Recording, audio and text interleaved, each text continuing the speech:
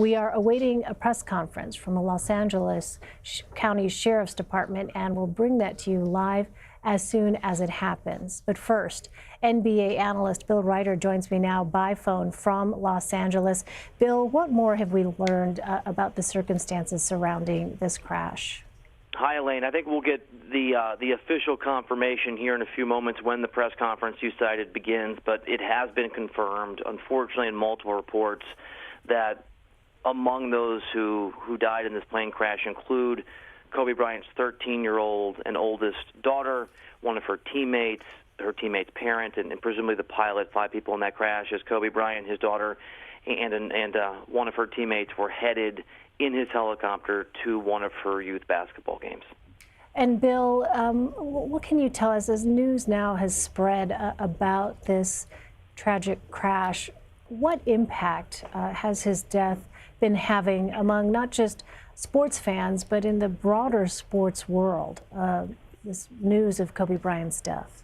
Yeah, I mean, it has been a public mourning across really the globe in the sports world and for sports fans. Neymar, one of the great soccer players on earth, scored a goal and signaled to Kobe Bryant. In the only NBA game that's underway at the moment in Toronto, each of those teams intentionally at the start of the game took a 24-second shot clock violation, 24 and 24 for Kobe Bryant and his number.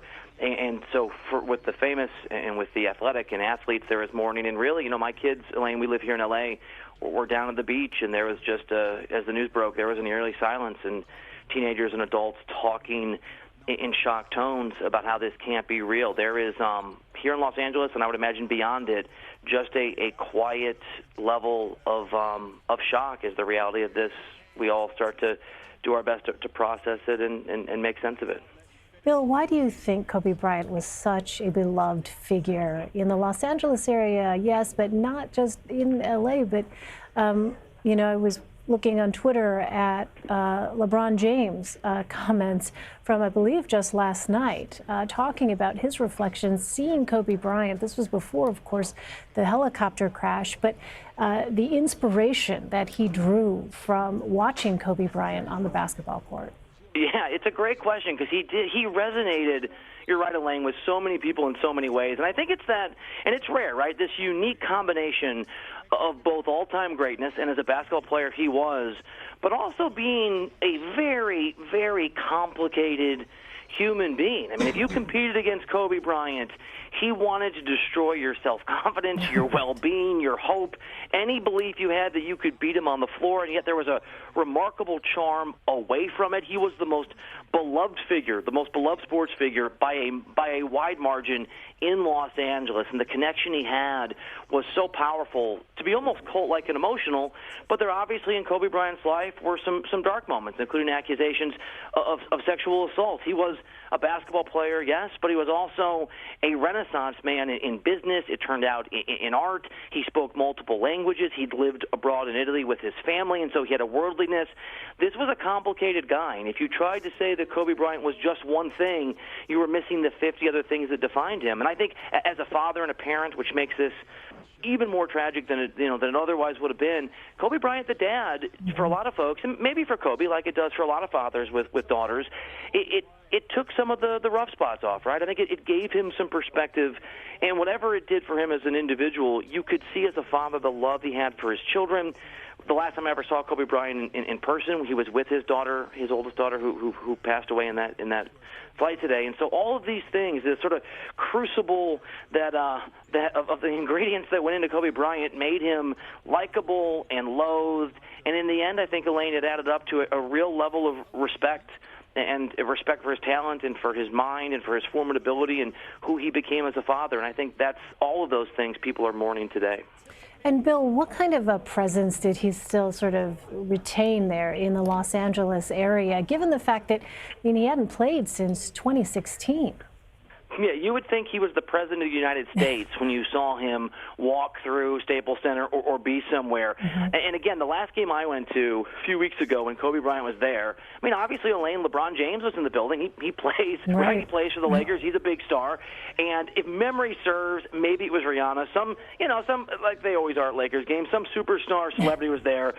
and Anthony Davis is kind of a big deal. I mean, it's a who's who when you go to a Lakers. But it was when Kobe Bryant walked in, and not even when he walked in, there was a ripple. You could feel it in the building, and people started whispering, "Kobe's coming, Kobe's coming." And when he walked out of that tunnel near the floor, there was not a gasp, just an exclamation of, I mean, you would think that a group of people were watching someone literally walk on water to watch Kobe walk onto the floor. His impact, his connection, his hold over the city, it was absolute, and it was so real and authentic. It lasted well beyond, as you pointed out, when he could actually help the city. LA is usually a town when you can't offer something anymore, LA will sort of move on from you. That wasn't true for Kobe. There was an emotional connection beyond what he was able to do as a basketball player, and that's certainly part of what's being processed and dealt with today here in Southern California. Bill, I wonder if you can talk at all about the fact that it was quite an active, quote-unquote, retirement for him as well, that, in fact, in those years after leaving basketball as a player, he was still very much keeping a busy schedule, including coaching his daughter's team. Yeah, there are a lot of NBA players and former athletes who, as we know, Elaine, retire young and retire with money, and you have to fill your time. Many of them, some of them are friends of mine, they take up golf. That was never going to be Kobe Bryant. That competitive need, right, to win, to dominate, to feel alive in that way for him, it defined his post-playing career. He was a very successful entrepreneur, was moving into movies and production. You're right, as a coach of his daughter's team, and she was, an amazing talent in her own right, and the pride for her dad of what she was becoming. He continued to be aggressively involved in the things that mattered to him. His daughter's basketball team, being a father, some of these entrepreneurial ventures that he was a part of. I have some colleagues and some friends, since I'm in sports media, who tried to pitch some ideas to Kobe's production company. And I remember a couple sets of friends and colleagues marveling. A few of them made it to the level where Kobe was in the meeting, just the aptitude and the shrewdness and the competitiveness with which he came to those meetings. He wanted to win. He wanted to be successful. And so you're right. I mean, Kobe wasn't a Laker as a player anymore, but everything we saw in his playing days, he poured into his family as a father, into youth basketball games, into his production company, into a number of myriad projects. He was, we all try to live life and seize the day while we can. He did it every single moment in whatever endeavor he was engaged in at that time.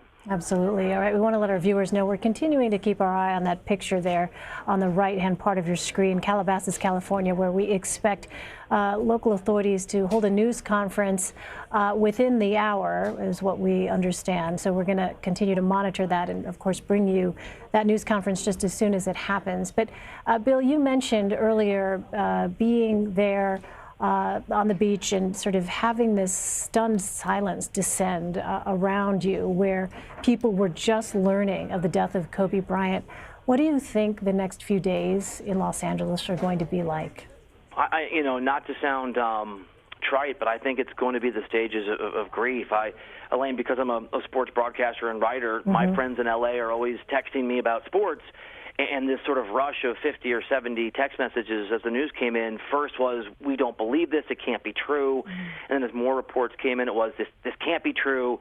And now there's just, as you would imagine, the shock of it. I think there's going to be, I really believe there's going to be a public mourning here. There are going to be people crying in the streets. There's going to be anger. I mean, it's, loss of life, right? Death is part of the deal for human beings. But for it to happen to Kobe Bryant in this city at the age he was at age 41, which is my age, with his daughter on board, I think it's going to be one of the most difficult, emotional, collective moments that Los Angeles has ever had. We want to let you know as well that President Obama has tweeted regarding this news as well, and we want to show our viewers that tweet. We showed you President Trump's tweet earlier in the afternoon, but there you see the tweet from President Obama. Kobe was a legend on the court and just getting started in what would have been just as meaningful a second act. To lose Gianna is even more heartbreaking to us as parents. Michelle and I send love and prayers to Vanessa and the entire Bryant family on an unthinkable day. Bill, you had touched on this a moment ago, the effect that having a family, and particularly being the father to daughters, that you saw perhaps, be a factor in the evolution of Kobe Bryant. I wonder if you can talk a little bit more about that, because earlier when we were listening to our CBSN Los Angeles station, they had Jerry West on, who talked about what he saw as sort of a very profound influence in Kobe Bryant's becoming a father to daughters. I think that's absolutely right. And, as a father of a daughter who is 10, I can relate to, when you're a man and you try to be a good person, a good human being, a good husband, and you think you understand, you think you understand the opposite sex, you get a rude awakening when you have a little girl. Yeah. And, that sort of... He was surrounded by, yeah. But you're surrounded by worries and by a love you never imagined, and frankly, by a perspective on what it is to be in the case of a father, my daughter, and Kobe Bryant's daughter, a young woman that you never understood. And so Kobe Bryant had sort of talked about this, right? Had talked about people coming up to him when Gianna, his daughter, was standing next to him and saying to Kobe, with her standing there, when are you going to get a son so that the legacy can continue, and her snapping back, I got that covered, right? And those, you could just see Kobe telling that story if you watch the clip on late night where he told it very, very, as he tended to effectively, not just like, be quiet, my man, but, my daughter gets it and I get her. There was, for any complicated human being, for any complicated man, when you have a daughter, and in Kobe Bryant's case, many, many daughters, and you have that level of love, it can only shape you, can only affect you. And I liked Kobe. Like, he's a charming guy, but he had an edge to him. I mean, he had a competitive fire, and it was different, right? It was contained and channeled. There was just an overwhelming amount of love that came with that when you saw him with his daughter. And the last time that I did see him at this Lakers game, it was Gianna who he brought with him. And there was just an amazing moment where he got a standing ovation, and they shared it together. And you really, he became, and maybe he was always a complete man, Elaine, and we didn't see it, but in the public eye, there was a completeness to him. There was a three-dimensional reality that seeing him as a loving, doting father created, for those of us that had followed him as more the cutthroat competitor basketball player. So, Bill, earlier in the afternoon, we were talking with CBS This Morning Saturday co-host Dana Jacobson, who had just sat down with Kobe Bryant to talk about sort of the chapter that he was in now, which was really focusing on being a storyteller, which may be something surprising for some folks who might not have realized the depth of feeling that Kobe Bryant had for that particular issue and trying to tell stories. Can you talk a little bit at all about that? That seemed to be an area of focus that was just as intense as perhaps what he had done on the basketball court itself. And Elaine, you'll appreciate this as a person who's covered high-level politics. Kobe Bryant, when I covered him, when I was around him, no one, in sports certainly, with all respect from LeBron, was more of a master of the narrative of his own story.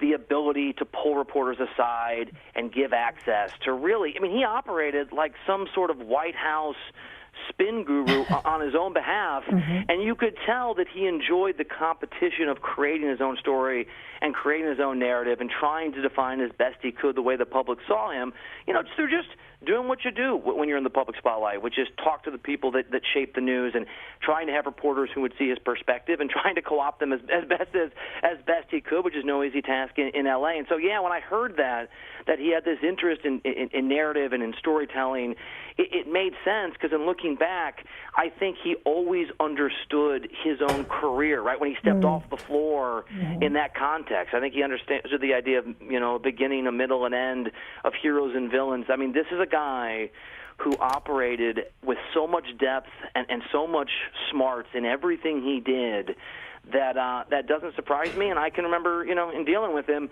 and I'm sure you've been through this, Elaine, too, thinking, man, I got to be careful how charming this guy is and how aware he is of what he wants, because he feels like we're playing chess right now, even though it's just a polite conversation, because he understood, in a way that I respect, he understood the idea of building a story in the long term. Does not surprise me. Once that competition with reporters went away, he decided to do it himself professionally. Right. So as you've been speaking, Bill, I'm told that we have another tweet that we want to show. As tributes have been pouring in, we've, of course, been monitoring social media. Oh, I'm told it's a SOT. Let's go ahead and listen to that reaction now from Kareem Abdul-Jabbar. It's very difficult for me to put in words how I feel about the loss of Kobe Bryant. As a young boy, I met him when he was 11 or 12 years old. I was friends with his dad, Joe. We were former adversaries. Joe played for the 76ers, but he was a good friend and someone that I shared a friendship. And it's hard for me to understand now how this is affecting Joe and his wife. So to Kobe's family, I want to send my most sincere